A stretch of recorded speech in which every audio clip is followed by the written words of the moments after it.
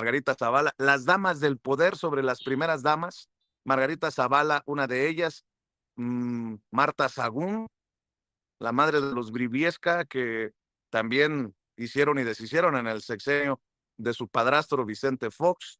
En fin, Las damas del poder, uno de los libros del maestro Paco Cruz, como García Luna, El Señor de la Muerte, los más recientes libros, y libros de referencia con vigencia actual, Tierra Narca y La guerra que nos ocultan. Mi querido Paco, ¿cómo estás? Muy buenos días, gracias por tu paciencia.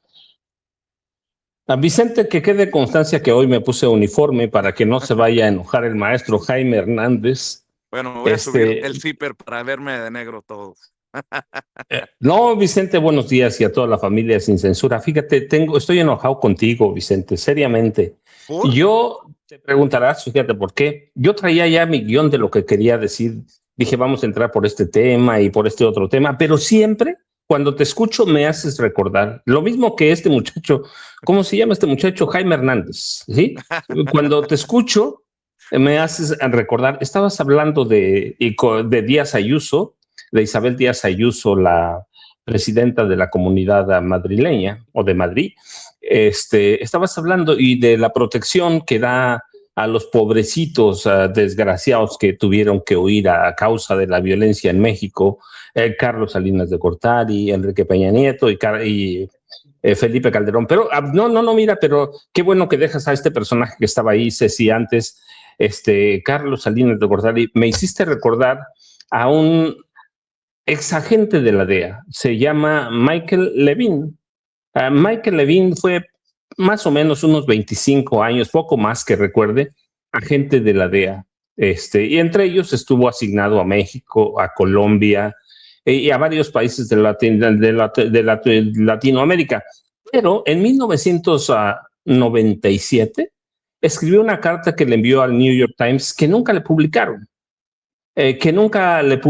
Pero en esa carta que después él retoma, y retoman algunos medios años después, no en México claramente, hace mención justamente al expresidente Carlos Salinas.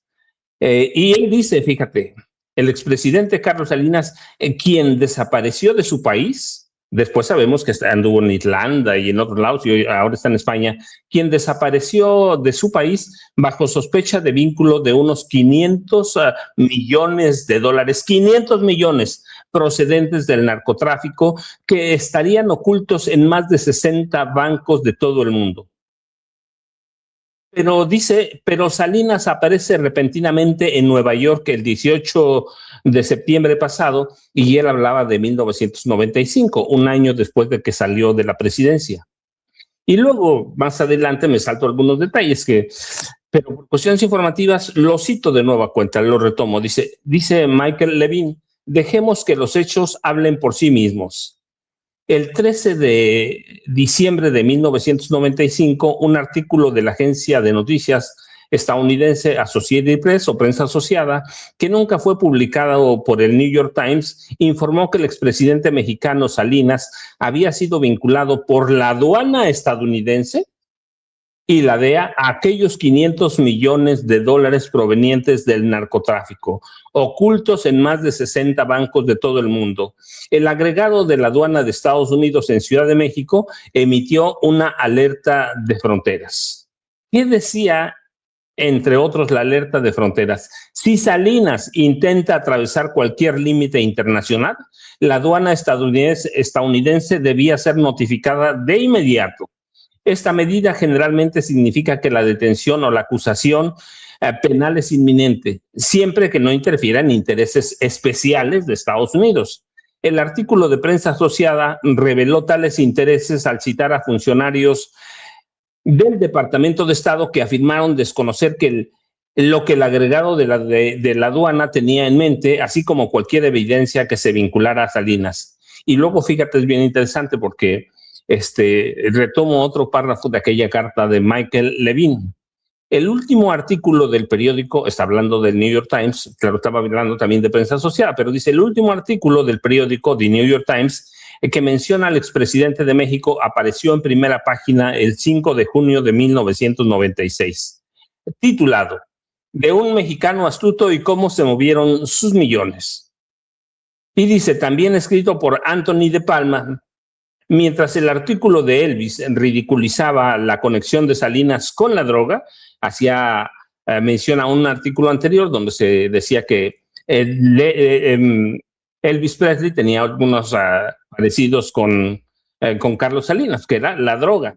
Dice, la nota lograba incluso describir el lavado de 80 millones de dólares por el hermano de Salinas, Raúl, sin mencionar la vinculación del expresidente con el narcotráfico. O sea, tú tienes ahí idea, lo que dice Díaz Ayuso, que no tiene la menor idea, esta pobre, y yo lo voy a decir con mucho respeto, imbécil, porque no tiene idea cómo dejaron a este país ni cómo se asociaron ahí. Aquí tuvimos a Jaime Hernández y lo que es muy importante, su nota de 8 columnas, ¿te acuerdas? De Carla del Ponte, en la que reseña el narcopoder en México y los vínculos de Salinas a Raúl con el narcotráfico y aquellos casi 100 millones de dólares. O sea, es un asunto que no entienden o lo ocultan o son igual que ellos, en cuanto a las vinculaciones, los vínculos con el narcotráfico, con la violencia. Raúl Salinas no solo fue ligado al narcotráfico, sino, por ejemplo, el asesinato de su cuñado directamente, Raúl Salinas, José Francisco Ruiz Macía, allá en la Ciudad de México. Fue condenado por eso. Después salió libre, absuelto, pero porque movieron los hilos el presidente Vicente Fox Quesada, y movió sus influencias Carlos Salinas de Gortari cuando ya no estaba Ernesto Zedillo Ponce de León. Pero tuve lo que está ignorando Isabel Díaz Ayuso, toda esta complicidad de estos personajes con el narcotráfico. Ya no hablemos de el otro refugiado o autorrefugiado, Felipe Calderón Hinojosa, que es protegido por la extrema derecha de España, por la extrema derecha, y que además es en mucho el responsable de la violencia como se vive hoy.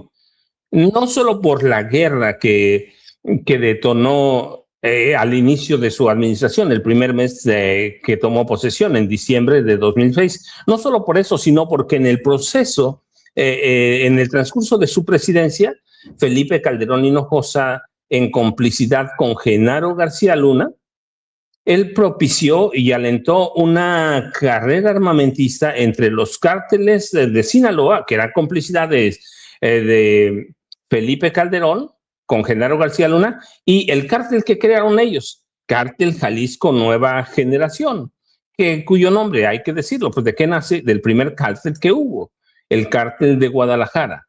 Por eso es el Cártel Jalisco Nueva Generación, porque decían ellos, somos los mismos. Entonces, para que tengamos una idea de cómo esta mujer ignora todos estos pasados o nos los oculta a propósito o piensa que somos tontos y que no investigamos, y cómo oculta que Peña, lo digo te lo dije cuando nos conocimos, que Peña es un asesino, que es un narcotráfico y que Peña oficialmente aceptó que ocultar o poner bajo reserva, como lo llaman ellos, toda la información de la guerra de Felipe Calderón, los muertos, los heridos, las víctimas inocentes, la compra, el tráfico de armas. Sí, hay una complicidad en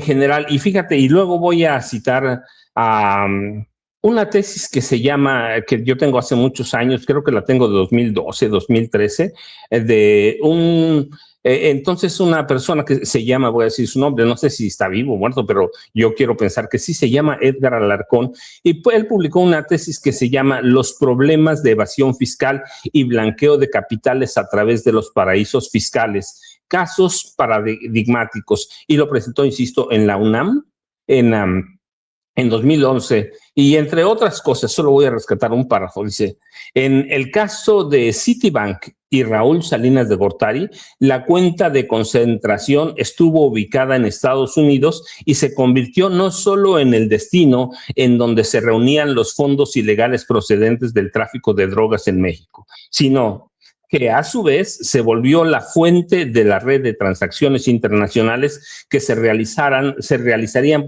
posteriormente hacia diferentes destinos. Y todo eso habla del narcotráfico de Raúl Salinas y de Carlos Salinas de Gortari. No te lo estoy contando que yo diga, yo lo investigué. Es una tesis, uno, y la otra es una carta de Michael Levine, que fue agente de la DEA. Todo esto forma parte de mis expedientes, de mis archivos, Vicente, porque luego la gente dice, bueno, pero ¿de dónde salió? Bueno, nosotros analizamos, investigamos, pero esa carta de Michael Levine nadie la quiso publicar. Él la mandó al New York Times, pero se preguntaba Michael Levine, ¿por qué protegen a Salinas? Pues el gobierno de Estados Unidos lo protegió siempre, lo siguen protegiendo. Es el mismo caso de Felipe Calderón. ¿Por qué protegen a Felipe Calderón? Y ahí meto también a Enrique Peña Nieto. ¿Por qué los protegen? Bueno, por una sencilla razón, Vicente, yo lo he platicado. En la 1988, cuando Salinas y su equipo, además del presidente Miguel de la Madrid Hurtado, acuerdan el fraude escandaloso para imponer a Salinas como presidente y desechar a Cuauhtémoc Cárdenas Solórzano. Llegan a un acuerdo con la Casa Blanca para abrir este país al número indeterminado de agentes que quisiera la Casa Blanca, el que fuera. Y ese acuerdo se retoma en 2006 en el fraude de aquel año para desechar a Andrés Manuel López Obrador, y se recuerda, cualquier número de agentes tiene la puerta abierta en México. El número de agentes que quiera la DEA, que quiera el FBI, que quiera la CIA, y eran 14 corporaciones de inteligencia, espionaje y inteligencia de Estados Unidos. Así que aquí tienes, no es que nosotros digamos que están vinculados al narcotráfico, hay evidencias suficientes para decirlo. Yo te estoy leyendo solo dos pequeñitas partes o porciones de mis expedientes, y el otro ya lo tuvimos, este muchacho que de pronto aparece con nosotros, Jaime Hernández, portada 8 columnas en Excelsior, entrevista a Carla del Ponte, que era la fiscal general de Suiza, investigando a Raúl Salinas de Gortari, que lo haya perdonado el gobierno de México. Bueno, pues sí, llegó Fox, llegó Calderón, pues, y luego Peña, claro que lo iban a perdonar, nunca lo iban a investigar, y luego tenías un poder judicial en México al servicio de estos personajes. Vicente, no sé si ya llegó Jaime Hernández, pero buenos días, Jaime. Así que te responsabilizo, Vicente, de hacerme recordar esas cosas que son no gratas en este país. Oye, y todavía hay gente que se pregunta por qué se necesitaba una reforma al Poder Judicial podrido, como le llamaba el presidente Andrés Manuel López Obrador, ¿no? Por eso creo que es pertinente, ahora que Isabel Díaz Ayuso anda defendiendo a los expresidentes, pues hacerle un planteamiento a la presidenta sobre esos expresidentes que yo soy muy mal pensado. En un descuido y más allá de asesoría, están metiéndole dinero a la campaña contra el gobierno que encabeza la presidenta Claudia Sheinbaum. Ah, ya llegó el muchacho. Ya llegó el muchacho. Mira, mientras este también. Muchacho se alista, este muchacho, mira, déjame nomás para que vea, porque mientras alista este muchacho, déjame hacer un recuento rapidísimo. ¿Qué une a Peña, a Salinas y a Felipe Calderón? El narcotráfico. El narcotráfico. Así que ahí los tienes. Ouch. Y esa pregunta la puede responder bien Jaime Hernández.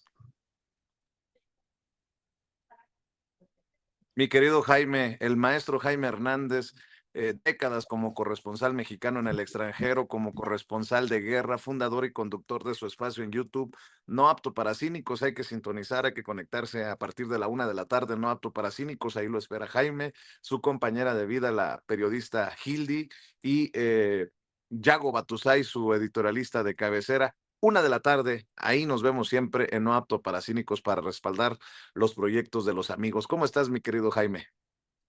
Ladies and gentlemen, ¿cómo están? ¿Cómo están? ¿Me escuchan? Pues sí, yo sí te escucho. Bueno.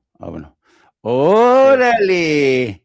¡Órale! Ahora sí, traigo mi camisita negra, traigo mi camisita negra. Hoy somos los hombres de negro, mi querido Paco, sí, mi querido sí. Jaime. Oye. Oigan, se me durmió el gallo. No sé qué me pasó. No ladró el perro hoy. No, hoy no ladró el perro a tiempo.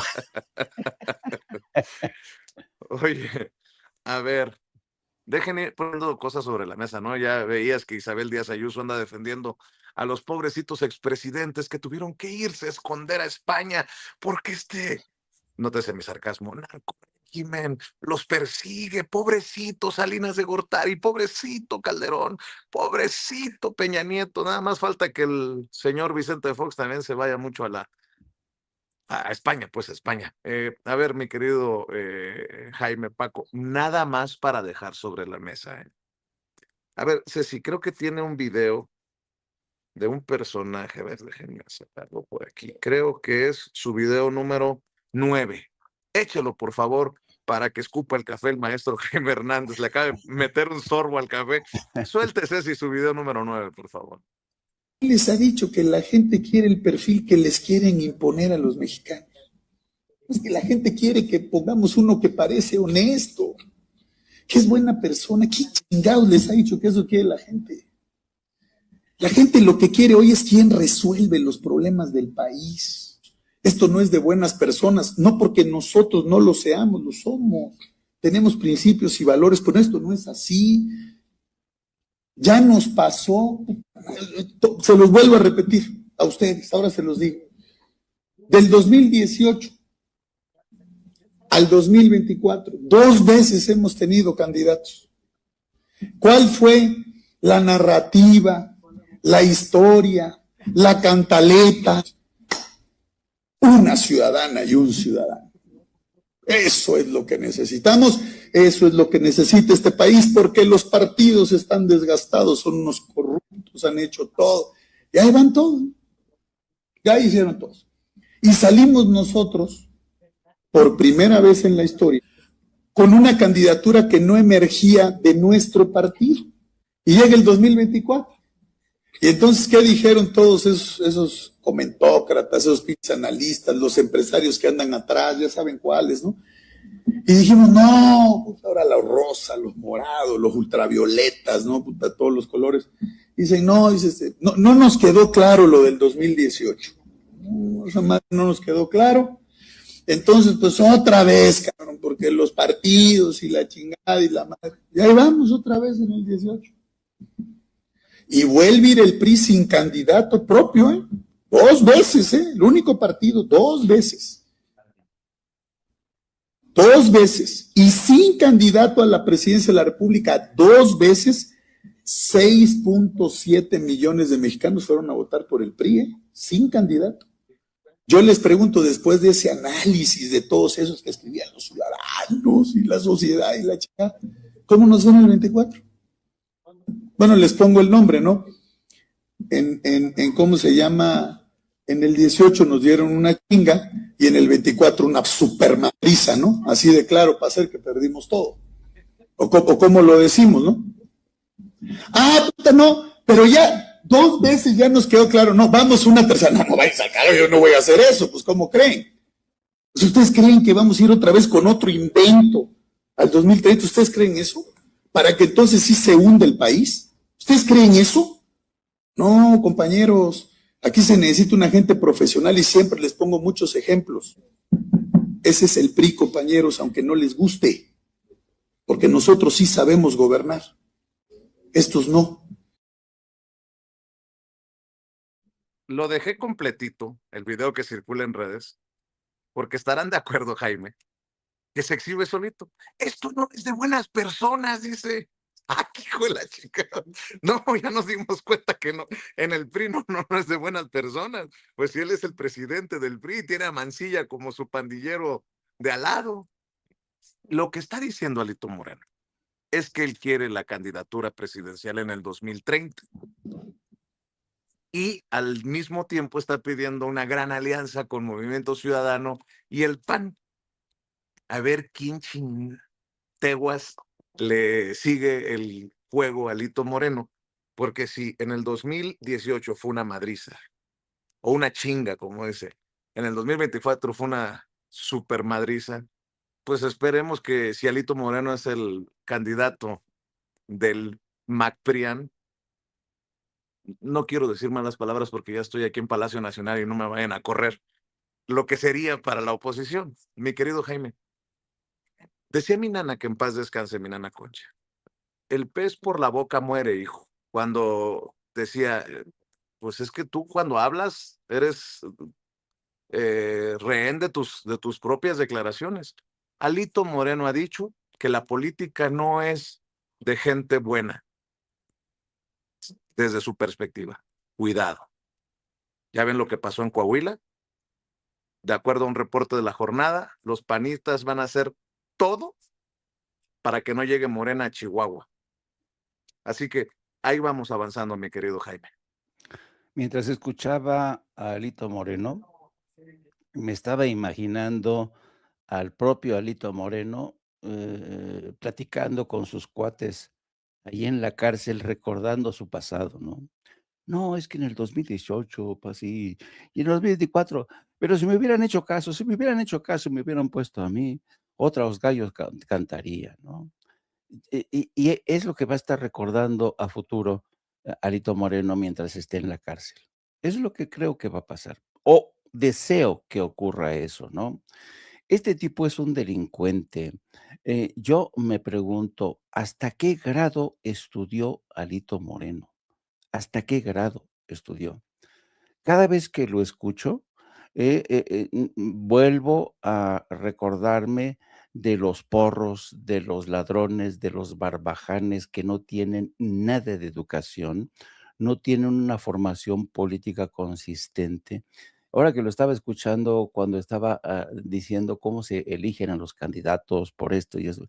Esto de lo que estaba hablando me remite a la década, fíjate, mediados de los 80, cuando ya entonces, los socialistas en Francia y en España, Felipe González, decían que la política había caído muy bajo porque ahora los políticos a la hora de prepararse para ser elegidos en las urnas, ya se elegían como se elige un desodorante en el supermercado, ¿no? Si tienen una etiqueta guapa, si tienen buena presentación, me voy a ir con este desodorante porque tiene buena presencia, ¿no? ¿Qué es lo que estaba diciendo este?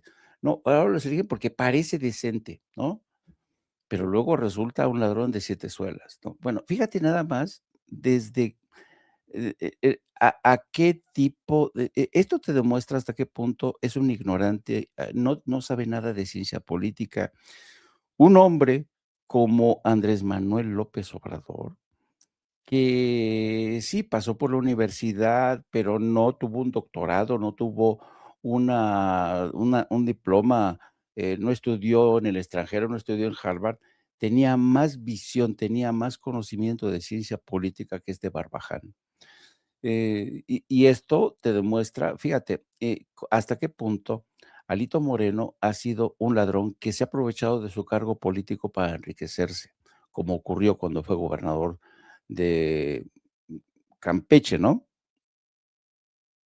Sí, Campeche. Sí, señor, sí, señor.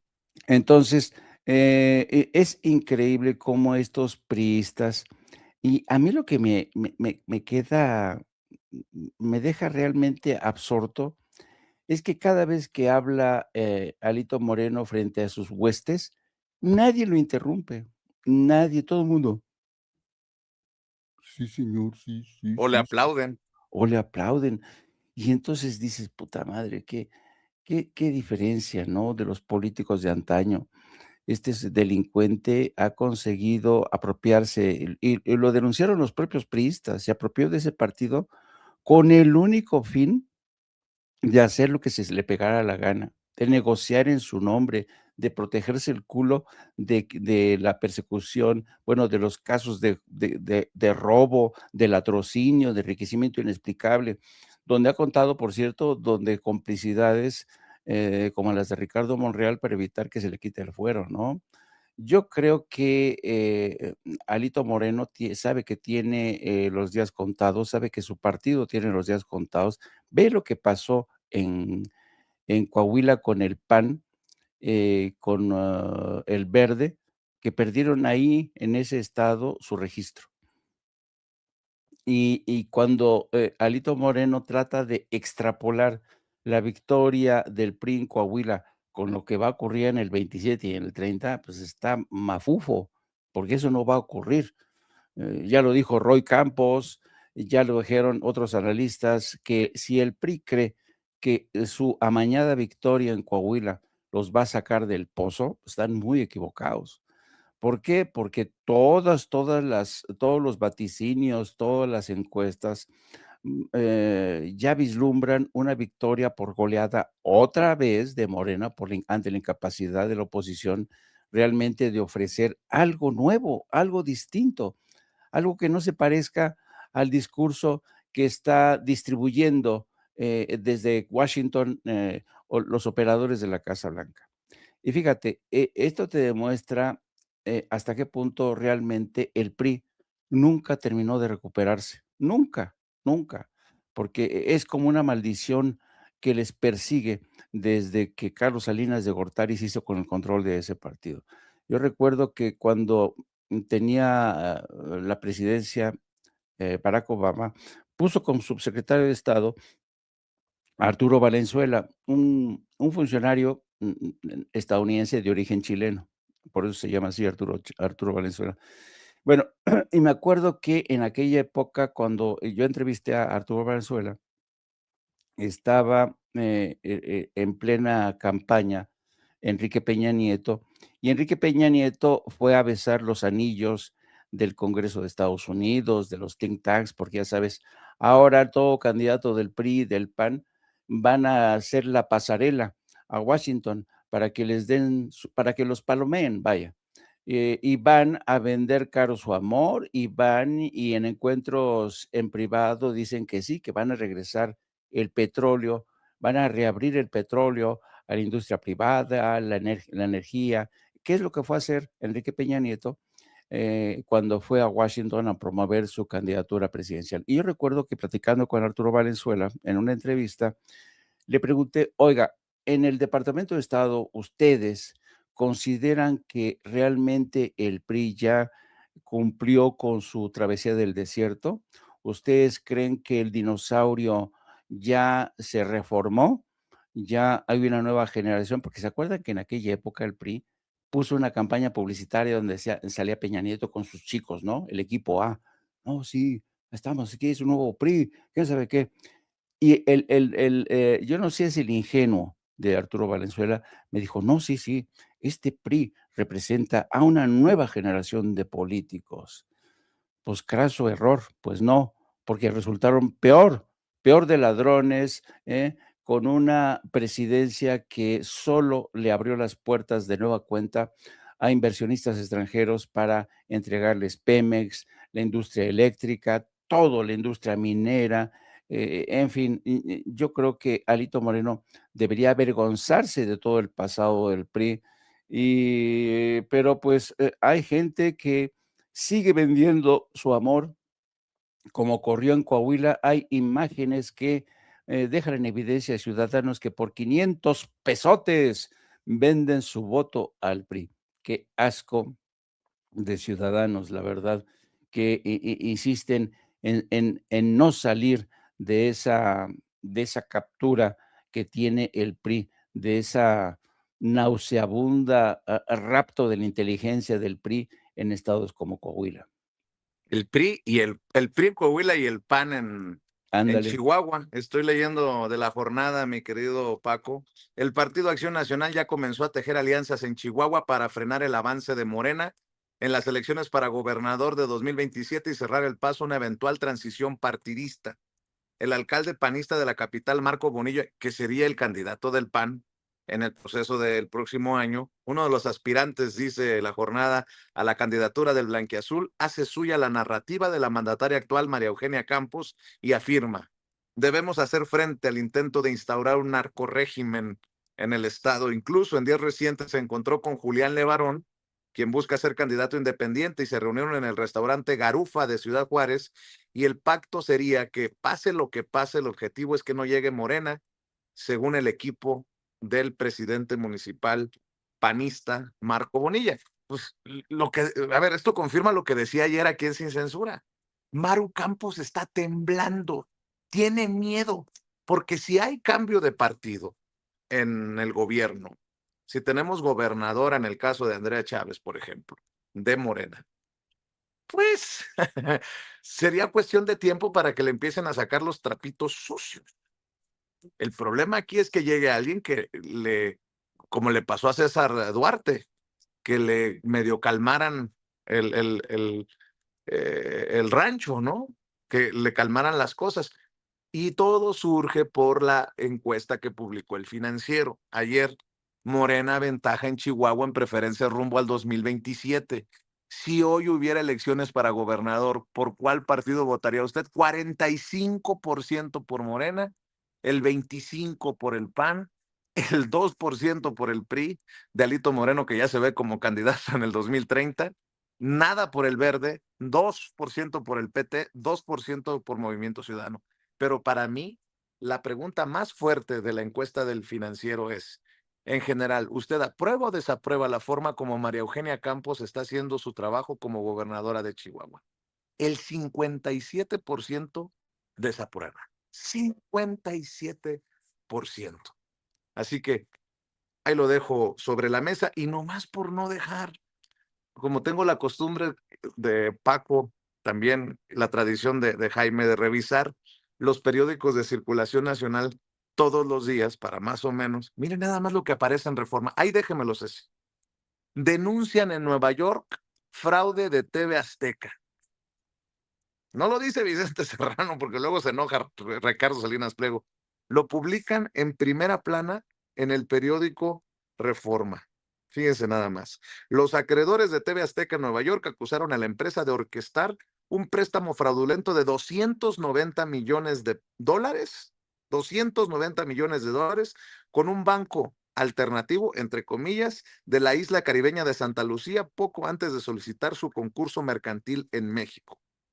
Y cito, 5 semanas antes de promover su concurso, TV Azteca negoció un préstamo de hasta 290 millones de dólares con Alter Bank Limited, un banco internacional de Santa Lucía, conectado a casos previos de actividad criminal y transferencias fraudulentas, acusaron los acreedores en una demanda presentada el 2 de junio en la Corte Federal de Miami. Y también por no dejar, en Estados Unidos, previo al inicio del Mundial, el gobierno de Estados Unidos lanza una alerta a sus ciudadanos que estarán en la Ciudad de México porque dice Estados Unidos, existe riesgo de violencia por parte de grupos terroristas, cárteles, pandillas y organizaciones criminales, advierten. No, pues no nos ayuden, compadres, pues no, que la cooperación y somos amigos y hasta el embajador de Estados Unidos en México ya le bajó a su bronca, a su pedo. México es un destino vacacional popular, pero los riesgos de seguridad varían mucho según la región. Si consiguió boletos para un partido en México, consulte el nivel de advertencia, destacan desde la embajada. Mi querido Paco, voy contigo. A ver, Vicente y Jaime, es que los dos temas son bien importantes, pero primero el de Chihuahua. Yo anteayer advertía el lunes Coahuila va a ser el ejemplo de lo que debe hacer o lo que tendría que hacer el PAN y lo que tendría que hacer el PRI en las elecciones de 2027. Lo de Coahuila fue un experimento. Yo señalé el lunes que hay indicios de que la CIA está ahí, claramente un fraude cibernético, un fraude digital de esa naturaleza. Tuvo que tener colaboración de agentes extranjeros y los que tienen tecnología. Bueno, hay dos agencias o corporaciones que tienen ese tipo de tecnología para coordinarlo bien. Una es la CIA y la otra es la Mossad, los servicios de inteligencia y contrainteligencia y espionaje de Israel, que por cierto están metidos en Chihuahua, no ahora. La Maru Campos con aquel accidente de abril lo prácticamente desnuda lo que es el gobierno de Chihuahua. Así que Coahuila va a ser el ejemplo, pero yo, mira, nada más quiero señalar lo que pasó en Coahuila. No solo debe alertarnos, pero también debe decirnos cómo históricamente se ha comportado el PRI. No es que lo de Coahuila sea una noticia como tal, aunque debe ser noticia. Parece contradictorio, pero debe serlo porque, bueno, hay un elemento adicional a la genética histórica del PRI, el fraude que incluye todas las formas posibles, ¿no? Que las hemos conocido como mapachismo y que incluye todo, el ratón loco, el relleno de urnas y hoy la aparición del QR, y incluye represión, asesinato para eliminar a rivales del mismo partido. Ahí están José Francisco Ruiz Massieu, ahí está Luis Donaldo Colosio Murrieta y muchos otros priistas asesinados. Alfredo Zárate Albarrán del Estado de México en 1942, que no eran elecciones en ese momento, pero el presidente Manuel Ávila Camacho y su hermano Maximino Ávila Camacho lo mandan a asesinar, porque era la competencia para el futuro, hasta ese momento, Maximino Ávila Camacho, que se creía con derecho sucesorio de sangre. Hay un atentado, 5 de marzo de 42, 2 días después muere Zárate Albarrán y se quitan ese encargo de encima. Zárate Albarrán era vicepresidente de la primera CONAGO, Confederación Nacional de Gobernadores, y cargaba duro contra el presidente Ávila Camacho, que tenía tintes de apoyar a los nazis. Era nazi Ávila Camacho con su hermano. Abiertamente eran nazis, su alumno más destacado, después fue presidente, Gustavo Díaz Ordaz, y bueno, y después terminan asesinando por orden de Los Pinos discúlpame, todavía no eran Los Pinos, pero Manuel Ávila Camacho termina asesinando a su hermano, envenenándolo a Maximino para abrir el camino a Miguel Alemán Valdés. Entonces, lo que pasó el domingo debe asombrarnos, sí, por la tecnología. No debe asombrarnos porque el PRI, desde su nacimiento en 1929, es un partido que nació para asesinar, que nació para hacer fraudes. Plutarco Elías Calles, el jefe máximo de la revolución, o autoproclamado, él se decía el jefe máximo, encontró en la creación del Partido Nacional Revolucionario, que termina con las siglas que conocemos ahora, PRI, un brazo operativo para matar con impunidad, para hacer fraudes con impunidad, el justificante perfecto para centralizar el poder político. Ese es el PRI en la historia. No fraudulento, antidemocrático, violento, que solo puede estar en el poder a través del fraude. Así que lo del domingo no debe asombrarnos. Esa es la historia política del PRI. Si alguien pensaba que Manolo Jiménez Salinas, el gobernador, de la mano de Alejandro Moreno Cárdenas, que ya lo dijo él, este país no necesita políticos decentes, necesita un hijo de la tiznada, vamos a decir, como dicen en mi pueblo, para gobernarlos, ¿sí? La tierra de los Moreira, que hay que ver cómo gobernaron los Moreira, de una deuda de poco menos de 400 millones a 36,000 millones de pesos. Esa es la historia del PRI.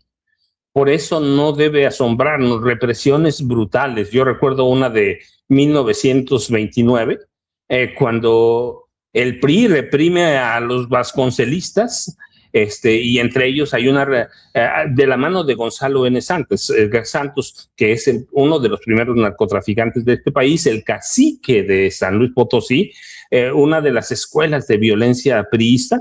Hay una represión contra los simpatizantes de José Vasconcelos, y en esa represión ordenada por Gonzalo y coordinada por Gonzalo N. Santos, hay un joven al que golpean salvajemente y que en 1958, si no estoy mal con el número, llega a la presidencia de la República, ¿sí?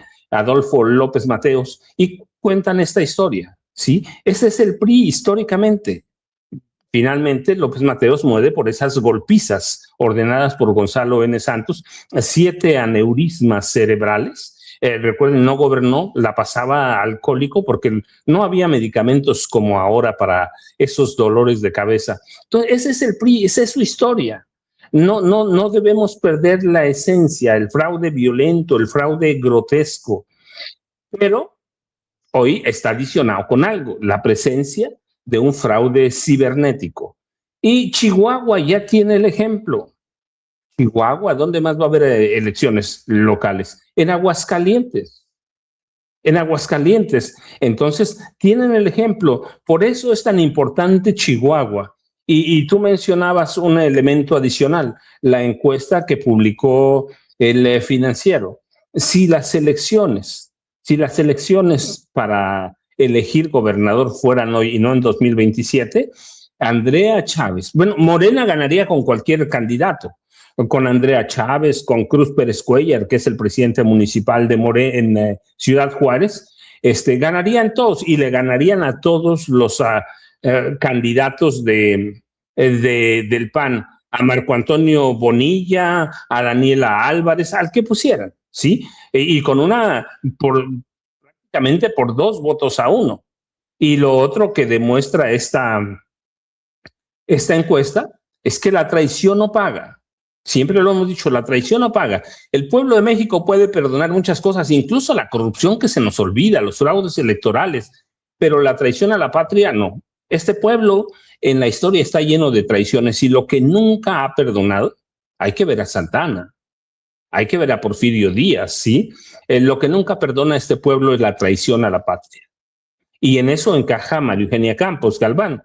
Por eso están asustados, pero también están asustados porque de llegar, y yo lo digo abiertamente, si Andrea Chávez llega a la gubernatura, a Maru Campos le espera la cárcel como a César Duarte Jaques. Con Cruz Pérez Cuellar lo dudo con Cruz Pérez Cuellar porque fue panista y yo insisto que todavía tiene su corazón panista Cruz Pérez Cuellar, pero con Andrea Chávez, María Eugenia Campos Galván tendría segurito el camino a prisión como César Duarte Jaques. Así que tienen ahí el elemento de esta encuesta y lo importante de la encuesta, lo importante de lo que pasó en Coahuila. Así que hay que tener mucho cuidado. Ariadna Montiel Reyes, aquí lo hemos dicho, tiene un reto grande. Para mí, en Coahuila, Ariadna Montiel Reyes pagó su novatada.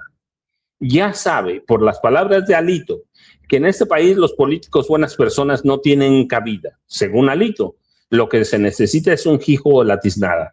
Entonces, Ariadna Montiel Reyes y Morena tienen un reto grandísimo para 2027.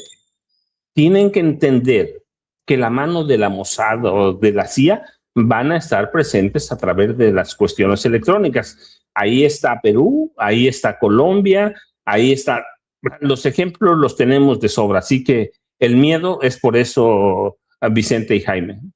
A ver, mi querido Jaime, déjame buscar del propio embajador Ronald Johnson, del propio embajador Ronald Johnson. Ayer, ¿qué escribió? Espero fortalecer y profundizar la cooperación en materia de seguridad entre los Estados Unidos y México mediante una coordinación más estrecha y una colaboración directa con nuestras contrapartes mexicanas. Luego escribió, cuando se mencionó esta llamada entre el secretario de Relaciones Exteriores de México y el secretario de Estado de Estados Unidos. La cooperación entre los Estados Unidos y México no solo es una buena política pública, es sentido común que nuestras dos naciones colaboren en materia de seguridad, migración, comercio y otras prioridades compartidas. Somos vecinos y socios. 3 doritos después, como dicen en redes sociales, parece chiste, pero no es. La embajada emite una alerta. El gobierno de Estados Unidos alerta a sus ciudadanos. Aquí está, lo tiene en pantalla Ceci, para que luego no vayan a decir que levanto falsos. México es un destino vacacional popular, pero los riesgos de seguridad varían mucho según la región, por lo que asignamos niveles de advertencia de viaje para cada estado mexicano, desde el nivel 1, tomar precauciones normales, hasta el nivel 4 de no viajar.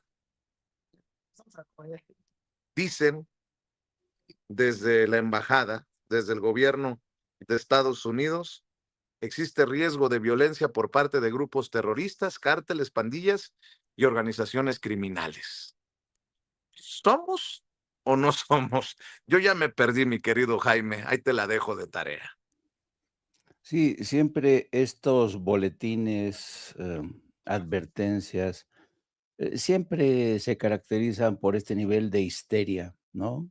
De paranoia, porque, y fíjense que imagínense si el gobierno de México hiciera lo mismo, tendría que advertirle a todos los ciudadanos mexicanos que viajan a Estados Unidos, primero, que hay una nueva práctica del Departamento de Inmigración y Aduanas de asaltar a los ciudadanos mexicanos que llegan a Estados Unidos, nada más aterrice el avión, porque los agentes de ICE están ahora, cuando salen los pasajeros del avión, se encuentran, lo primero con lo que se encuentran son los agentes de ICE, que les revisan sus pasaportes, sus visados, los escanean y cuando regresan los mexicanos a a México, vuelven a revisar y escanear sus pasaportes y sus visados para asegurarse de que han regresado.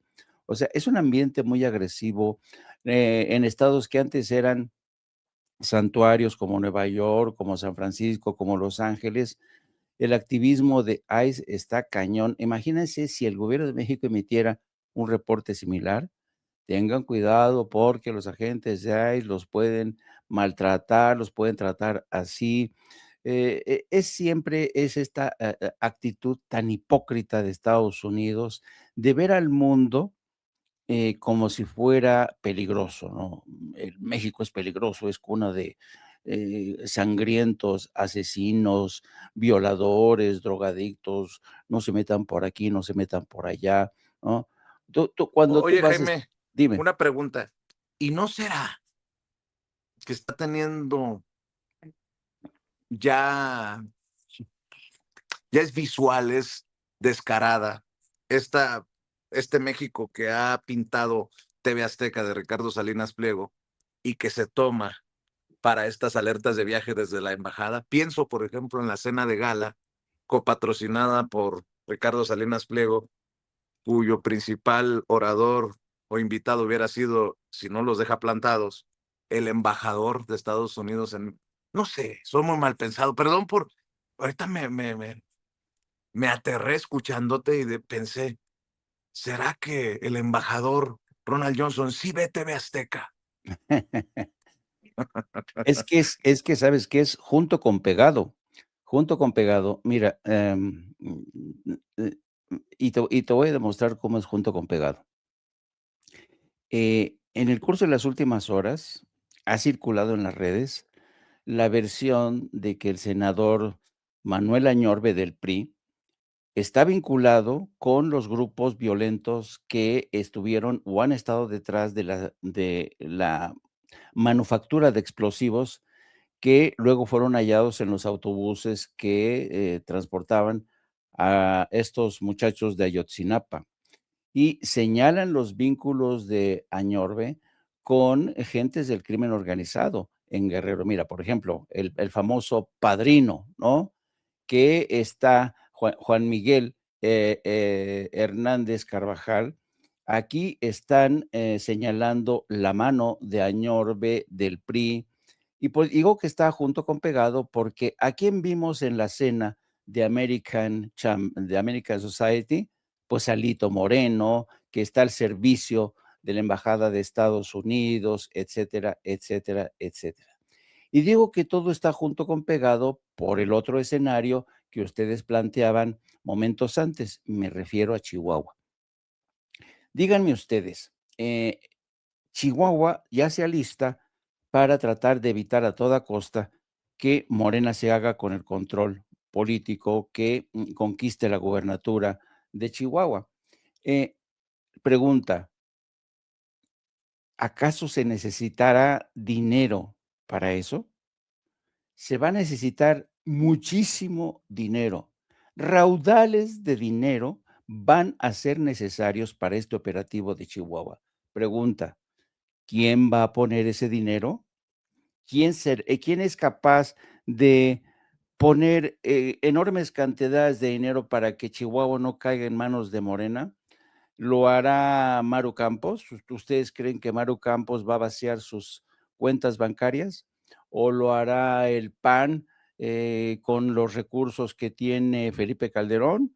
¿quién va a poner ese dinero? Es pregunta, porque ciertamente en este tipo de operativos se requiere muchísimo dinero, pero muchísimo dinero, tratándose de un estado de las dimensiones de Chihuahua. Y el único que puede poner ese dinero, ¿quién es? Estados Unidos. Entonces, ¿se acuerdan ustedes que Ricardo Monreal postergó la aplicación hasta después del 27, después del 26, de esta ley que podría anular elecciones si acaso se demuestra que ha habido mano negra, mano extranjera?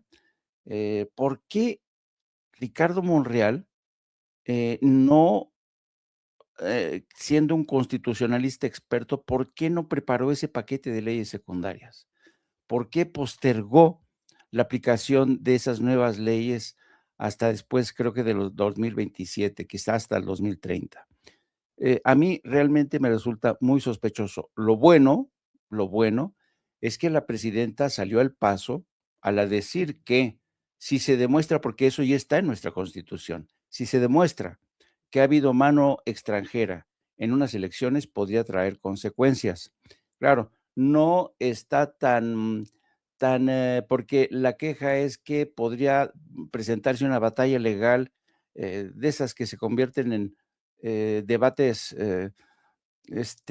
interminables, que lleguen hasta la Suprema Corte, etcétera. Pero ciertamente Chihuahua va a ser un caso de estudio porque va a haber, porque estamos, fíjate, estamos en el 26. De aquí cuando lleguen las elecciones, va a haber el tiempo suficiente como para que Chihuahua, el PAN, se haga con los recursos necesarios suficientes como para evitar el asalto de la gubernatura en ese estado. Así es que yo creo que estamos asistiendo, y lo ha advertido la presidenta, ante un golpe de estado silencioso. Lo mismo que denuncia este idiota con su libro diciendo que hay un golpe de estado en Estados Unidos y que los consulados conspiran para tratar de evitar que ganen nuevamente los republicanos. Pero aquí sí es real, aquí sí es real.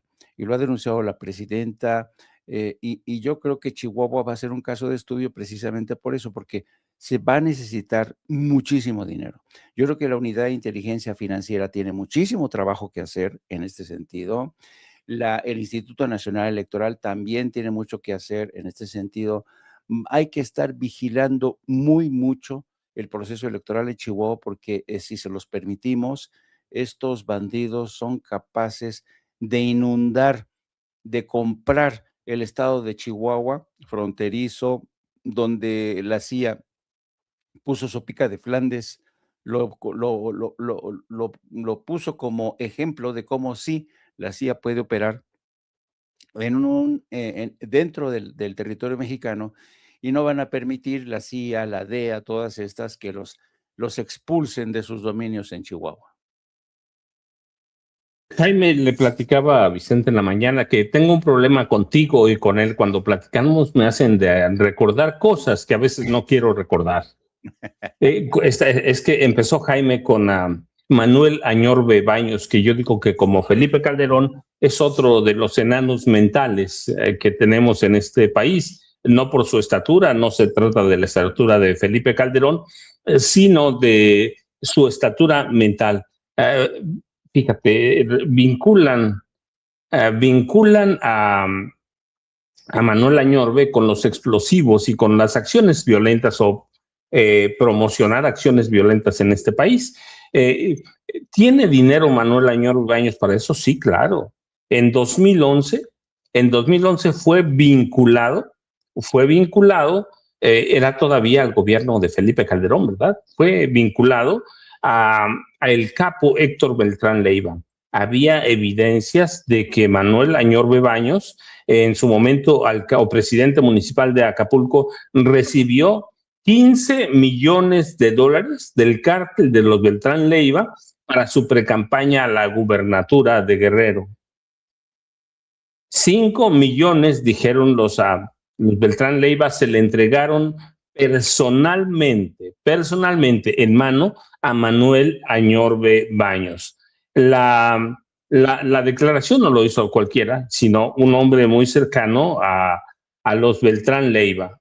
Dijo que el dinero fue otorgado ciertamente primero para la campaña, pero ¿para qué? Por si llegaba a la gubernatura, que en esa época había muchas expectativas de que llegara, él iba a ser el brazo operativo del cártel Manuel Añorbe Baños, el brazo operativo del cártel de los hermanos Beltrán Leiva en la gubernatura. En la gubernatura. Manuel Añorbe negó las acusaciones, negó los señalamientos, incluso se presentó personalmente a la PGR para comparecer y rechazar todos estos vínculos.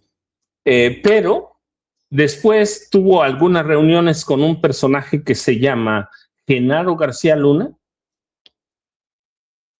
y no pasó nada. En 2005, Genaro García Luna, con el apoyo entonces del presidente Vicente Fox, había negociado personalmente con los Beltrán Leiva. Así que ahí tienes todo un cóctel, Jaime. Estos personajes que se ligan ahora a la investigación de los actos y la promoción de la violencia en la Ciudad de México, en una serie de marchas, nos ponen en la realidad. El PRI, ese sigue siendo ese partido del que platicábamos al principio, pero cobra mayor relevancia cuando la presidenta Claudia Sheinbaum Pardo prácticamente puso el dedo de fuego en la mira o en el rostro de Ricardo Benjamín Salinas Pliego. Lo pone y dice, es un promotor de la violencia. Lo promueve a través de sus canales, y la presidenta además pasa en Los Pinos, le muestra a los periodistas que fueron a Palacio Nacional, dije Los Pinos, fíjate, a Palacio Nacional, pero deben recordar, no tenemos teleprompter, nosotros como nos vamos acordando, y de pronto pasan estas cosas, pero luego nos acordamos de inmediato, ya no hay Palacio Nacional. En Palacio Nacional les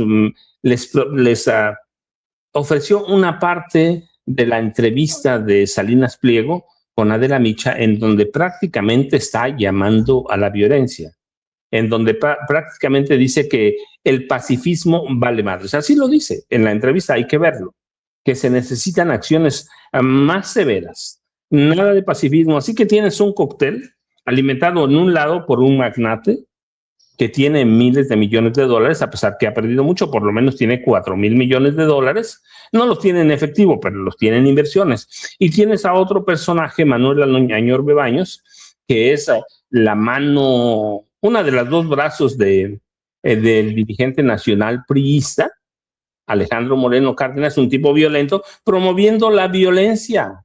Ya los pescaron con los dedos en la puerta, Jaime. Así que de pronto hace nada más, no sé si estés de acuerdo, Jaime, pero hace nada más que mencionemos algo para que se detonen todo esto que tú y yo hemos reporteado por muchos años, que hemos plasmado en lo que escribimos, para entender cómo se da la realidad en este país, Jaime Hernández. Sí, y además con el añadido de las múltiples alianzas, porque siempre se ha dicho, y de hecho en Estados Unidos se acuñó un nuevo término, que es el crimen organizado internacional, ¿no? Ese crimen que no conoce fronteras. Y parte de ese crimen organizado internacional, de ese han formado parte la clase política mexicana del PRI y del PAN.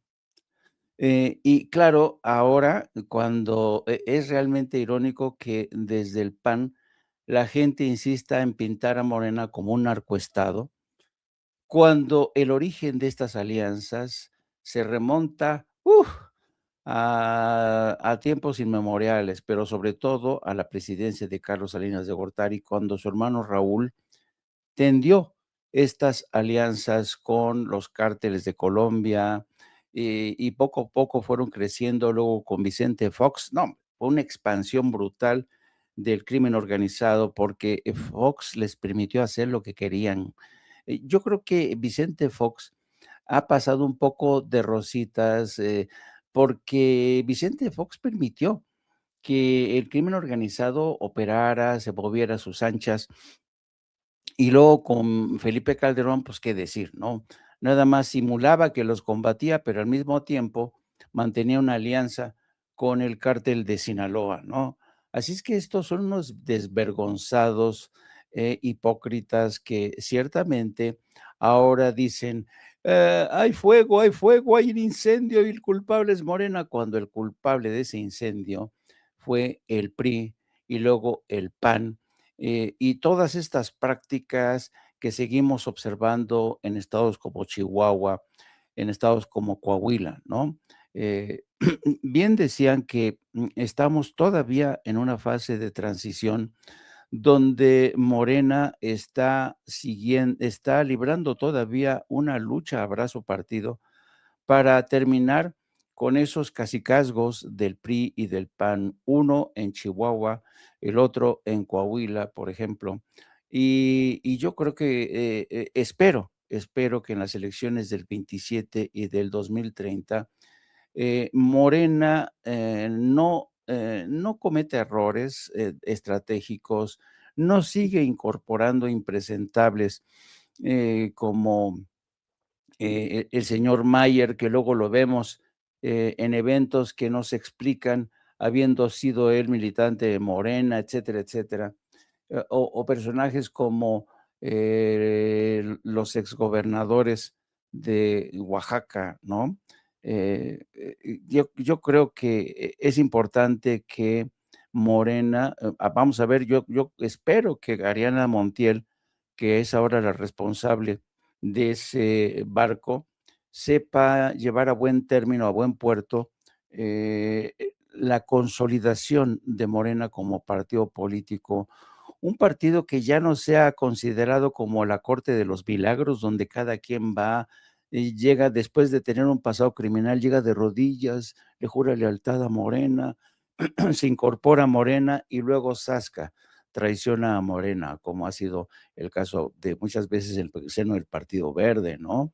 Así es que vamos a ver, hay muchísimas cosas que tenemos que estar pendientes de yo digo que México todavía está experimentando este difícil, complicado cambio de piel. Y pues vamos a tener mucha tarea, maestros, vamos a tener mucha tarea vigilando este proceso, porque desde mi punto de vista, y aquí hablo como periodista, es fascinante, ¿eh? Es fascinante ver realmente cómo un país como México está tardando, porque los procesos son así. Los procesos de renovación son así, no es llegar y cortar un listón y declarar inaugurada la era de Morena. No, no es así. Es más complicado. Se necesita reconquistar el terreno, eliminar cacicazgos, romper con los crímenes organizados. Y quien tendría que romper con el crimen, porque esa es una de las frases que utiliza mucho el PAN y el PRI, rompan con el crimen organizado, rompan con el narco. Quienes tienen que romper con eso y con alianzas inconfesas, como es el PAN en el caso de Chihuahua, pues son estos dos partidos que se han convertido en una cueva de malvivientes, de ladrones, de sátrapas, que prefieren traicionar primero a su país antes que velar por el futuro de las nuevas generaciones.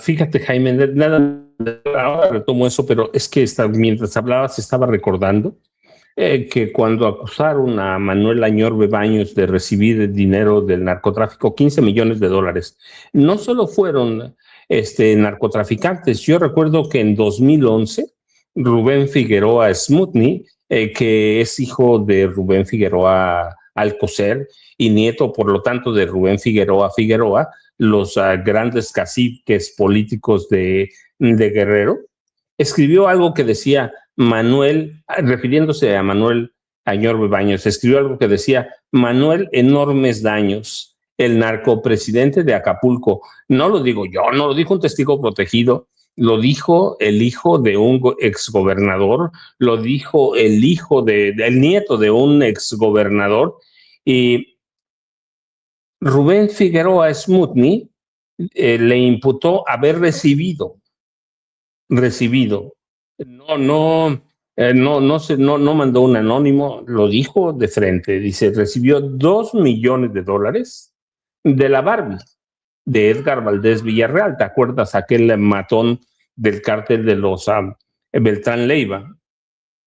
Y Figueroa Smutny tenía un expediente con la recepción de esos $2 millones, aparte de los $15 millones. Y luego escribió: qué bueno que Manuel Añorbe regresó a Acapulco, a la posada del PRI. Ojalá y ahora se le regresen a Acapulco los 2,000 millones de pesos que se robó como presidente municipal de Acapulco. Así que tienes una historia negra de Manuel Añorbe Baños, al que este martes se le vinculó con acciones para promover la violencia a propósito de los estudiantes, o bueno, presuntos estudiantes de Ayotzinapa o infiltrados en Ayotzinapa, pero tienes a un hombre que tiene una historia negrísima como Alejandro Moreno Cárdenas, como Rubén Moreira Valdés, como Carolina Vigiano. Si no tienes un tipo decente, pero bueno, ya lo dijo Alejandro Moreno Cárdenas, la política en este país no necesita políticos decentes y seguramente así lo entienden en el PRI y así lo entiende Ricardo Benjamín Salinas Pliego.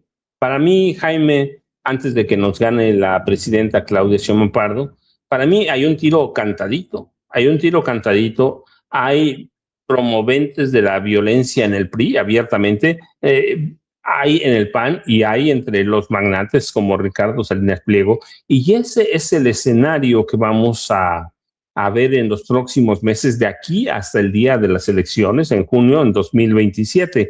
Un tiro cantadito entre estos personajes que promueven la violencia con intereses políticos claramente, y tenemos un gobierno que no solo los va a tener que contener, va a tener que combatir todo eso que promueven ellos. Así que vamos a tener, como tú dices, un escenario bastante interesante.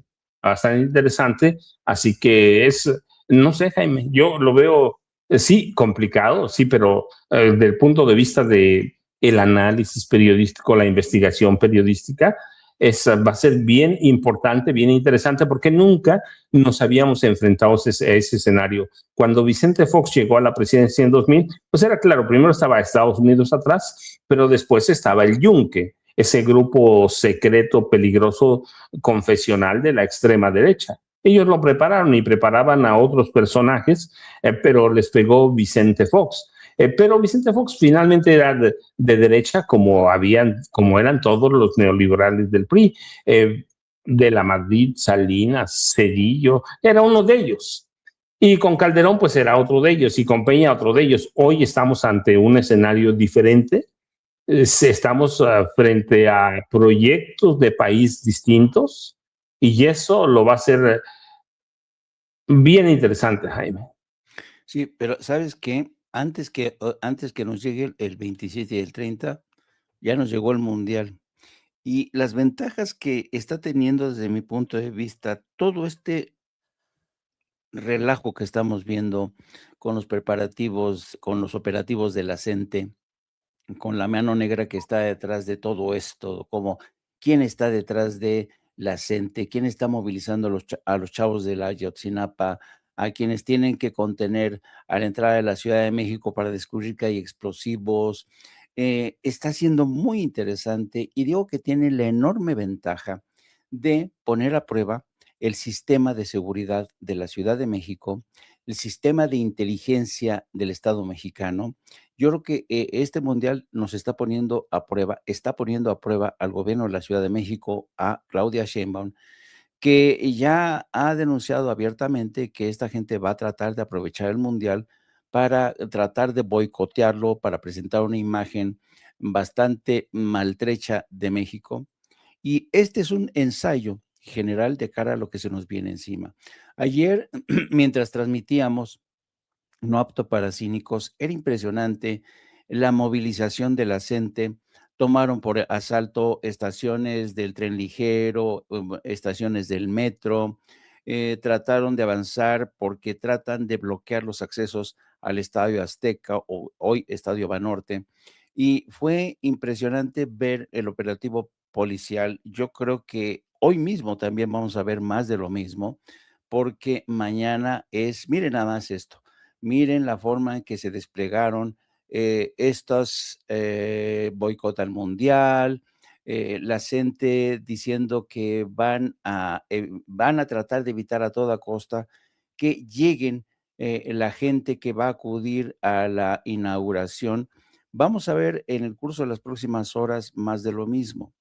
Y yo creo que vamos a ver hasta qué punto, porque esta es otra de las cosas que, digamos, siempre ha habido de parte del gobierno de Morena, y empezó así con Andrés Manuel López Obrador, esta política de no caer en la provocación, ¿no?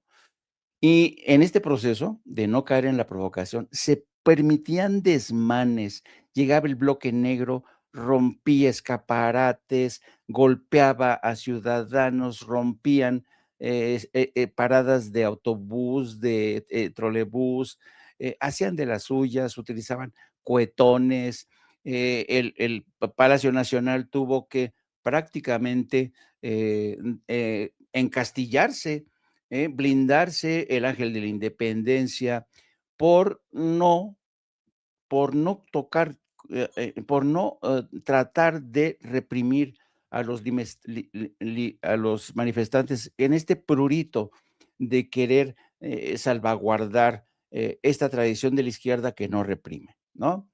Yo creo que va a estar puesta a prueba esta tradición, esta política de seguridad, porque las cosas se van a poner duras de aquí al jueves. Yo creo que el jueves va a ser un rifirrafe entre la gente que está dispuesta a echarlo todo, porque detrás de la gente sabemos que hay gente que, y ya lo ha dicho la presidenta, hay gente que no son profesores, están dispuestos a aprovechar este momento para echar a perder este mundial de fútbol.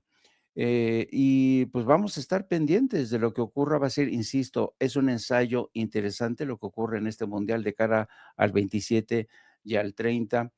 Sospecho que en Opto para Cínicos vamos a seguir hablando de este tema.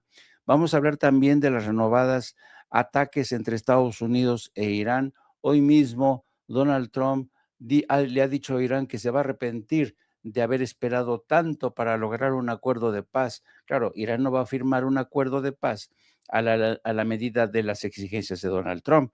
Irán no es una nación estúpida. Hoy mismo nos hemos enterado de que Estados Unidos ha cancelado el 8% del boletaje que le corresponde a Irán, de tal suerte que la gente que pagó sus hoteles, sus aviones desde Irán o desde otros países que forman parte de la diáspora no van a poder asistir al Mundial. Ya ves que expulsó a la selección de Irán que está pernoctando en Tijuana. Es realmente lo que está ocurriendo en Estados Unidos. Este mundial está condenado, yo creo que al fracaso. Ayer mismo el Financial Times decía que la FIFA ya se enfrenta a un panorama de asientos vacíos porque la gente está revendiendo sus boletos.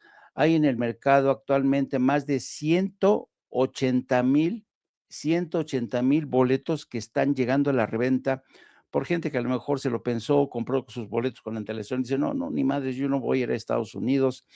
Y lo mismo está haciendo con los hoteles, hay cancelaciones, porque claro, están viendo cómo Estados Unidos se está comportando con los jugadores, prácticamente los está tratando de una forma tan majadera, tan violenta, que mucha gente ya se lo está pensando dos veces. Hay acciones violentas en Texas, hay manifestaciones en contra de la administración Trump. Hemos visto en Nueva York cómo abucharon en el partido de los Knicks, que es un partido al que siguen muchos neoyorquinos, abucharon en ese partido de fin de semana a Donald Trump.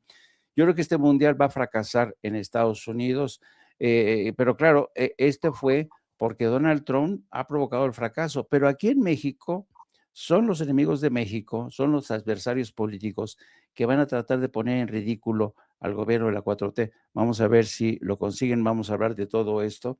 Y los recuerdo a las 13 horas con mi compañera de vida, Hildy, la periodista Lourdes Salas, Yago Batusay, mi ideólogo de cabecera, y a las 5 de la tarde, no se lo pierdan también, las charlas cruzadas del maestro Paco Cruz, siempre con temas fascinantes, muy interesantes. Ahora que cada vez se leen menos libros, porque la gente en México siempre ha leído poco, pero ahora la gente realmente ya tiene poca capacidad para leer, yo les recomiendo charlas cruzadas. ¿Por qué? Es como si ustedes estuvieran escuchando un libro, un audiolibro, porque es fascinante escuchar al maestro Paco Cruz, siempre con sus cátedras que traen a cuento la historia de este país que nos hace falta conocer más. Jaime Hernández, yo tengo una pregunta para ti. Mañana la inauguración del Mundial será a las 11 de la mañana. El primer partido México contra Sudáfrica será a la 1 de la tarde. ¿Va a haber no apto para cínicos al mismo horario? No tendremos no apto para cínicos porque todo el mundo va a estar pendiente de la gran pantalla. No vamos a tener, pero lo que sí vamos a tener al día siguiente es un análisis, una reflexión sobre esa jornada. Es decir, es una locura tratar de competir con un evento como un mundial de fútbol. Así es que yo por lo pronto voy a ver la ceremonia, voy a ver el partido y me reservo. ¿Sabes también cuál es el riesgo? Que a lo mejor si transmito mañana, boicoteo el mundial, porque mucha gente va a preferir ver no apto para cínicos, y entonces va a decir la gente, chin, me voy a perder el partido de México-Sudáfrica por estar escuchando a Jaime Hernández. Le digo, no, yo pienso en mi país, no quiero boicotear el mundial, así es que para no jalar a todos esos millones de gentes que me ven todos los días en Apto para Cínicos. Mira, este joven, ¿quién es este joven que acaba de reaparecer en Es un invitado, tú sabes, como en los toros que se meten los espontáneos. Mira, de pronto nos aparece un espontáneo. Vicente, buenos días, de nueva cuenta ya dentro de la Salón Tesorería de Palacio Nacional. Así es, con una gran afluencia de periodistas, estamos listos para el arranque de esta mañana. Nos dejaron ingresar ya muy pegado a las 7:30 de la mañana. Estamos acá con Celsin, con Carlos. Estamos en vivo, muchachos, saludando. Carlos Domínguez. Saludos a los dos. Estamos a horas del arranque del Mundial y con esta alerta de viaje de Estados Unidos y con muchos temas. Creo que hay muchos temas con esto del CENTE y las noticias que continúan pululando en redes sociales contrarias al gobierno que encabeza la presidenta Claudia Sheinbaum Pardo. Creo que los temas que hemos ido poniendo sobre la mesa el día de hoy, esta mañana, mi querido Jaime, mi querido Paco, son de interés para la gente que nos ve y nos escucha amablemente en este espacio libre como el viento. Y aquí estamos dando la batalla. Ojalá que sí te deje hoy preguntar la presidenta, Chente. Aquí le vamos a mandar un mensaje. Le vamos a mandar un mensaje, señora presidenta. Si no le da la palabra a Vicente, sí, vamos a hacer una manifestación. Ceci, Jaime y yo, ahí frente a Palacio Nacional. Eso. Bueno, con que asustes, con que si no nos vamos a ver TV Azteca, pues con eso. Vicente, ya sabe, está ahí adentro en el Salón Tesorería de Palacio Nacional.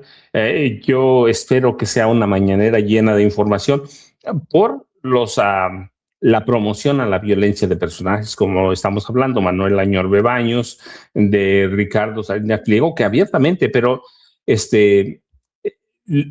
abiertamente están convocando a la violencia. Pero fíjate, Jaime, es que yo recuerdo, antes de que terminara el gobierno del presidente Andrés Manuel López Obrador, Ricardo Salinas Pliego hizo llamados para armar a sus televidentes.